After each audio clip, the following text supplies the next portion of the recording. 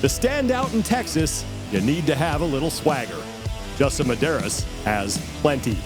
The reigning fittest man on earth has cowboyed up and ridden his horse all the way to the top of the overall leaderboard. Tia Toomey and Annie Thorisdottir are still trying to figure out who's the fastest gun in the West. The two icons have been trading shots since the opening draw. A familiar challenge awaits in the next event. It's time to ante up and kick in. This is the 2021 Rogue Invitational.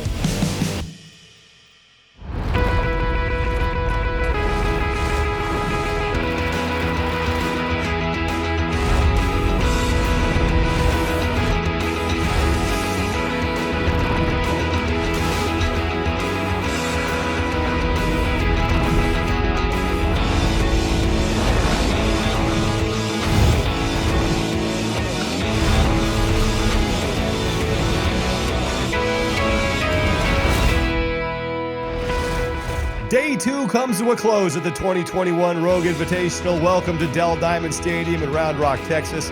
I'm Sean Woodland with Chase Ingram. The barbells are back, and so is an event that was first done at this competition in 2019. For the women, Tia Toomey is your overall leader. She is hoping to win the Rogue Invitational for the third straight year. She has a 10-point lead on Annie Thorisdottir. Gabriella Magala is in third place after a strong performance in event 4.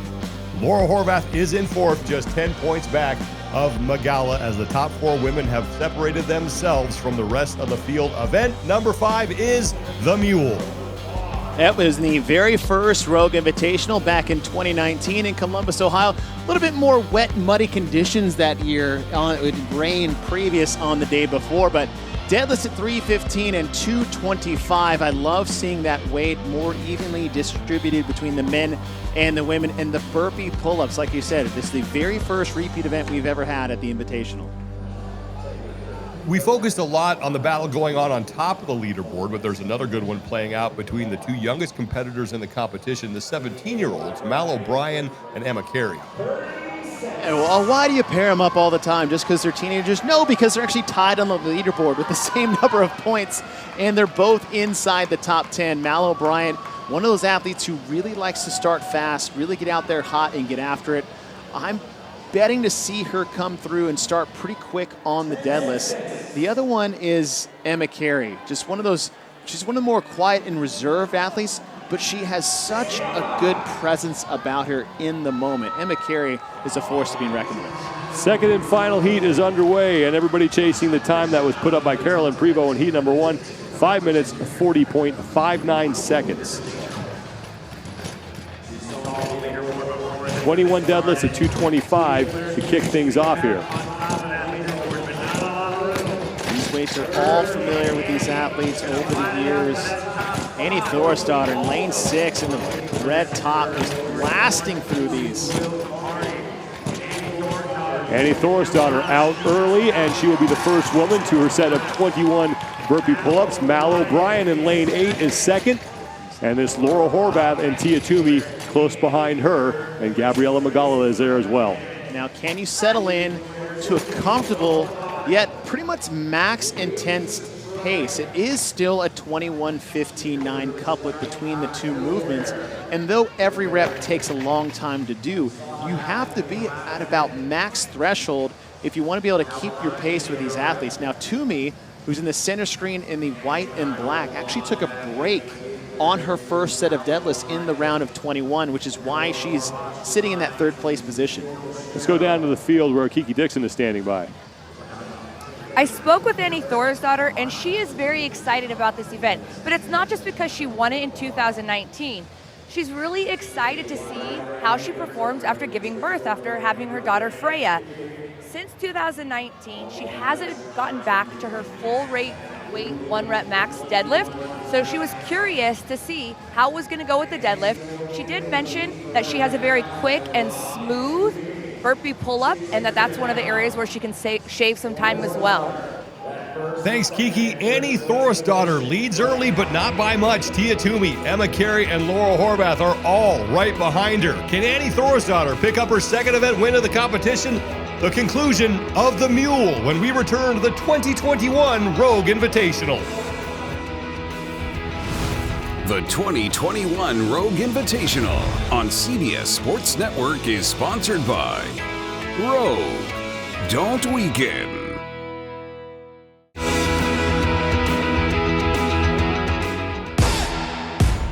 There is Annie Thorisdottir, former two-time champ. She's been here before, but she has never been in a position like this to fight for her life to get back on the podium. Look how calm she currently is in this event. And that's what you want to see. Technique, intensity, being calm under pressure. Through 42 of the 90 scored repetitions, Annie Thorisdottir also on the bike. She is in second place. And now Annie Thorisdottir will hit 2:05, and the two-time champ is in.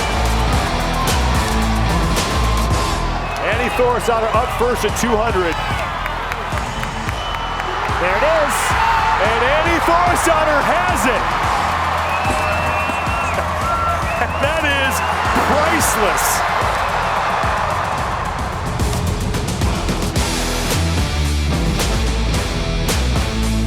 The only woman to ever compete in 3 different decades at the CrossFit Games, and she's about to put herself back on the podium for the 6th time in her career. Long live the Queen! Event 5 of 7 continuing here, and it's Annie Thorisdottir who leads towards the end of the round of 15. Watch the pace by Annie Thorisdottir on the ride. As Kiki was talking about, she has such a smooth, consistent pacing here. She'll even do the same step back, step forward. She'll step up with the right, step off with the right.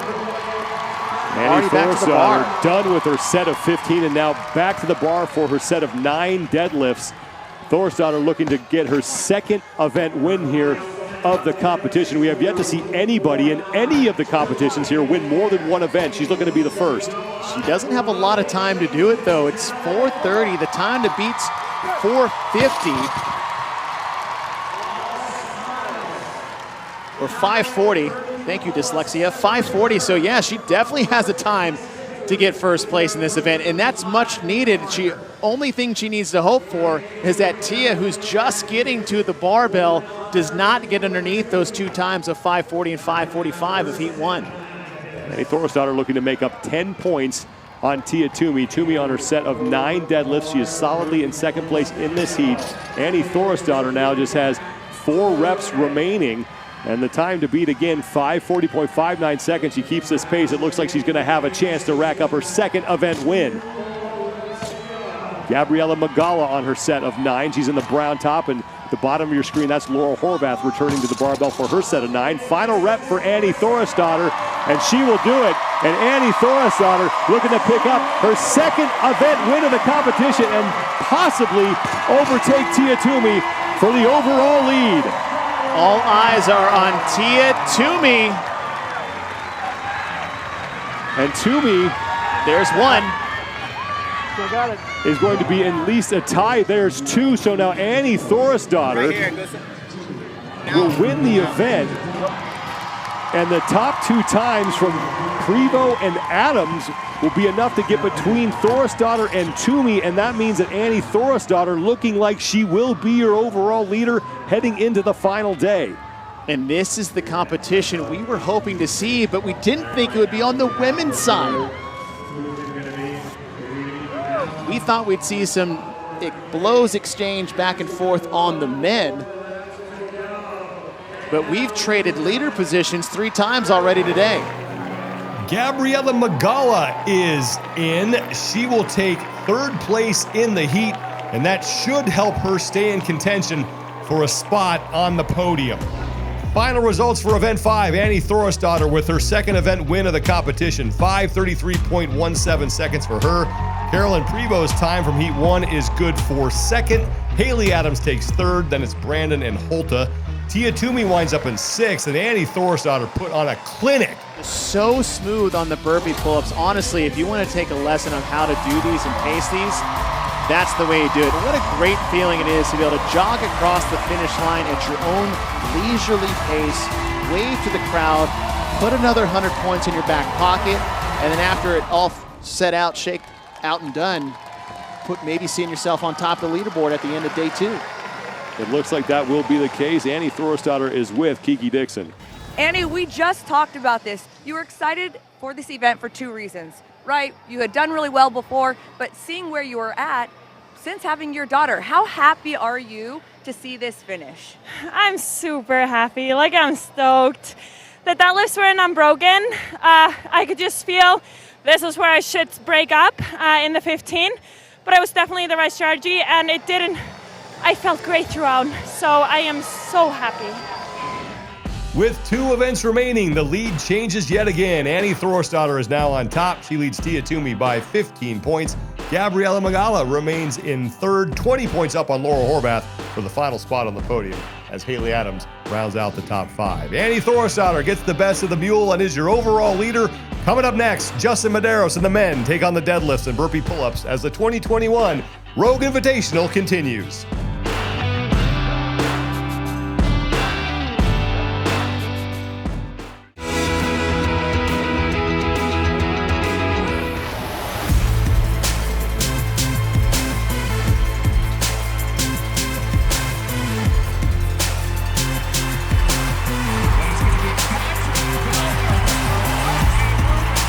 Vellner will get to the sandbag before anyone else is even off the ski.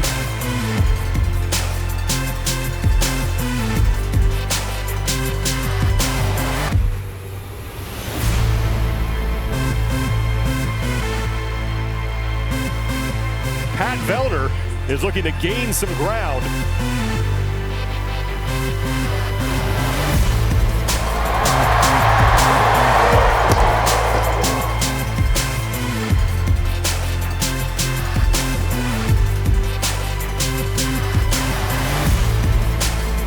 And Pat Vellner will pick up his second event win.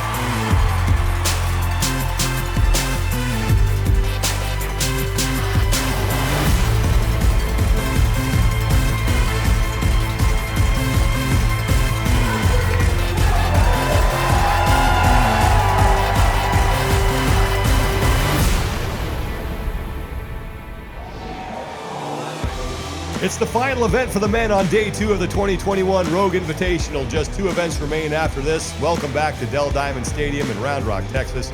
I'm Sean Woodland with Chase Ingram. Event 5 of 7 is a repeat from the 2019 Invitational. Deadlifts and burpee pull-ups in a classic rep scheme. Overall standings after 4, Justin Medeiros continues to lead. He is 40 points up on Pat Vellner. Jason Hopper currently sits in third, 20 points up on Jeffrey Adler for the final spot on the podium. If anybody's a favorite for this, Pat Vellner won this event in 2019 in the very first Rogue Invitational, as we have a first repeat event, which is the Mule, 21:15.9, deadlifts at 3:15, and burpee pull-ups. But what Vellner is going to need, he doesn't need to make it all up here, Sean. As you said, including this event, we have 3 more events left here at the Rogue Invitational. What he needs to do is to start chipping away. The problem is that Justin Medeiros hasn't finished outside of third in any of the first 4 events that we've had so far all weekend. But with some of the times we had in Heat 1, 5:10, 5:13, and 5:18, all faster than what he did in 2019, those may be some of the times that Vellner needs, but he also has to have the win himself. So he's fully capable of doing it. However, there was no Justin Medeiros in 2019. The 2 of them once again will be working right next to each other. Medeiros in lane 5, Vellner in lane 6. And Justin Medeiros does a really good job during events of always knowing where he needs to be with guys who are trying to chase him down. He did a great job back in Madison just staying close to Pat and doing damage control anytime he wasn't winning an event. That type of competitiveness, gamesmanship, and awareness of the field around you, it's reminiscent of the 2 of the greatest men we've had in the sport between Rich Froning and Matt Fraser.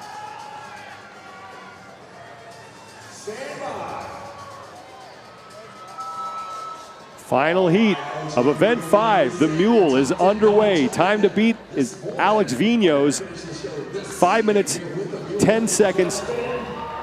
Another athlete to keep your eye on is actually bottom of your screen in lane 2, Chandler Smith, who is second to Pat Vellner in 2019. Chandler Smith, 2 from the left. Saxon Panchik sitting in lane number 1, but Smith was only 4 seconds behind Pat Vellner. So we've got some good times that Vellner needs if he's going to try to get between him and Justin, but unfortunately Justin's already in the lead himself. Medeiros and Vellner, Medeiros also on the burpee pull-ups. Let's go down to Kiki Dixon on the field.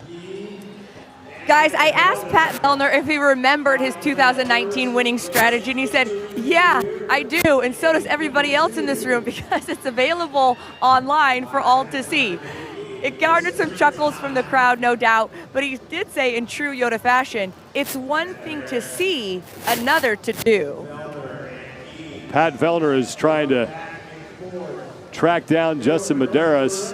Medeiros in the lead along with Vellner, Chandler Smith in there as well, and Jeffrey Adler also on the lead pace. Guy Medeiros about a rep back. He's in the pink shorts, but pretty even through this first round of 21. The thing for Vellner is he actually is moving on these burpee pull-ups just a hair faster than Justin Medeiros. Vellner sitting up in lane number 7, lane number 5. 42 is the number they're looking for in that white box next to their names. Once they get to that, they'll move on to the round of 15. I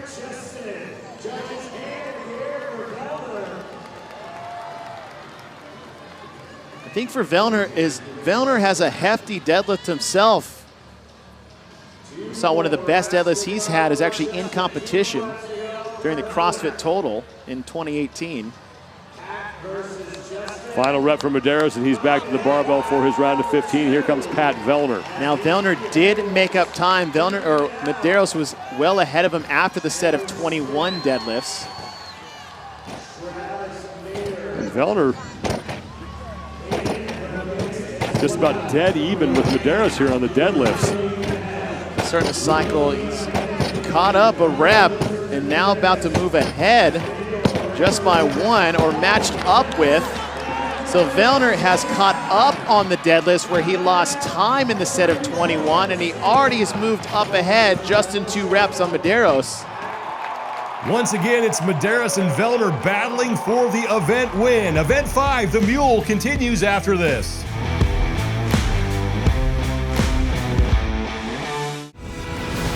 The 2021 Rogue Invitational on CBS Sports Network is sponsored by Ram Trucks, J.D. Power's #1 brand in new vehicle quality.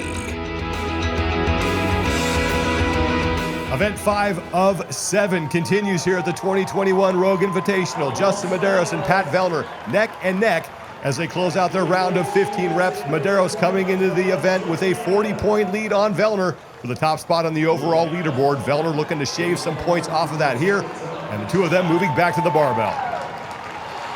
Vellner right to work.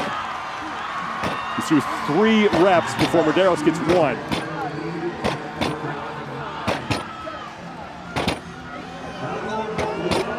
And that's it for Vellner, and he'll hustle back to the pull-up bar, trying to pick up points on Justin Medeiros. The time to beat belongs to Alex Vigneault.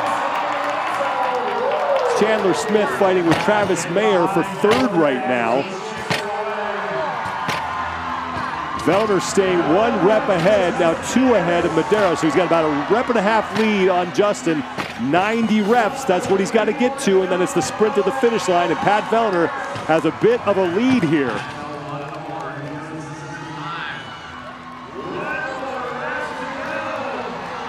Final rep for Vellner, and Pat Vellner looking for his 2nd win of the competition, and he will pick it up.